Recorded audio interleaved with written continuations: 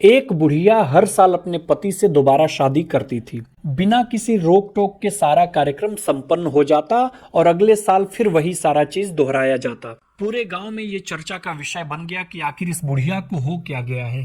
तभी कुछ दिन बाद गांव की ही एक औरत से रहा नहीं गया तो जाकर सीधे बुढ़िया से पूछी, अम्मा ये बताओ कि तुम हर साल ब्याह करत हो, हर साल फेरे लेत हो, आखिर ये माजरा क्या है। बुढ़िया बोली कि केवल एक शब्द सुनने के लिए मैं हर साल ये काम करती हूँ। औरत बोली, कौन सा शब्द। बुढ़िया बोली कि जब पंडित जी कहते हैं कि लड़की को बुलाओ, माँ कसम मजा आ जाता है।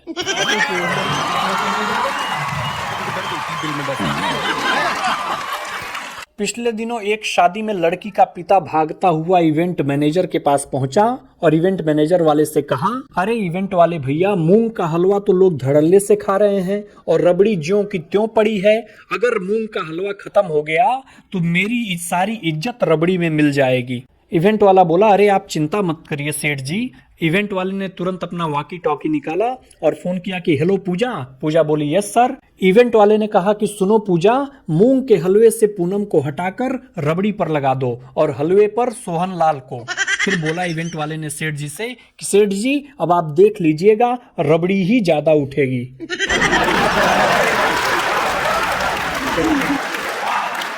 अगर आपको तीसरा नेत्र देखना हो, तांडव देखना हो, तो एक छोटा सा काम कर दिया करें। आपको अपनी पत्नी से बस इतना कहना है कि देखो मैं आधे घंटे में घर आ रहा हूँ, आधे घंटे में तुम तैयार हो जाओ, हम लोग खाना खाने के लिए बाहर चलेंगे। और उसके बाद अपना फोन स्विच ऑफ कर दें। अब 3-4 घंटे घूमने के बाद आपको अपने घर जाना है और बड़े मासूमियत से अपनी पत्नी से कहना है कि खाने में क्या बनाया है। उसके बाद जो खुलेगा उसे तीसरा नेत्र कहते हैं और घर में जो होगा उसे तांडव कहते हैं। इसके साथ एक जानकारी और देना चाहता हूं कि शारीरिक रूप से कमजोर व्यक्ति घर पे कोशिश ना करें, उनकी जान भी जा सकती है। किसी के साथ विचार नहीं मिलते तो इसका मतलब ये नहीं कि वो दुश्मन है, वो पति पत्नी भी हो सकते हैं। ब्यूटी पार्लर वालों से तो भाई साहब मेरा भरोसा ही उठ गया। एक ब्यूटी पार्लर के बाहर लिखा था, सत्यम छुपम तब दिखम सुंदरम।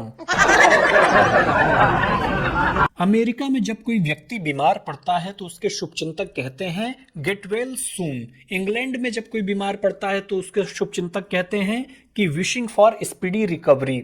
और हमारे भारत में यही कहते हैं शुभचिंतक कि इसी बीमारी से हमारे फूफा मरे थे।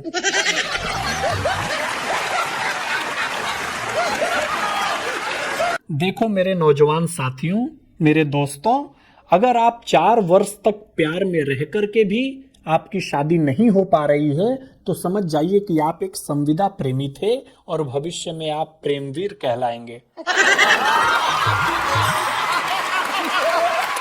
और जाते जाते लास्ट में एक बात कहना चाहता हूं कि देखिए मैं कुंवारा हूं और हमारे आसपास के जो शादीशुदा लोग हैं उन्होंने कहा कि भाई जीवन में 3 गलती कभी मत करना। पहली ये कि अपनी मर्जी से शादी, दूसरी घर वालों की मर्जी से शादी और तीसरी शादी। हालांकि वो लोग भुक्तभोगी हैं इसलिए कह रहे हैं, मैं तो करूंगा।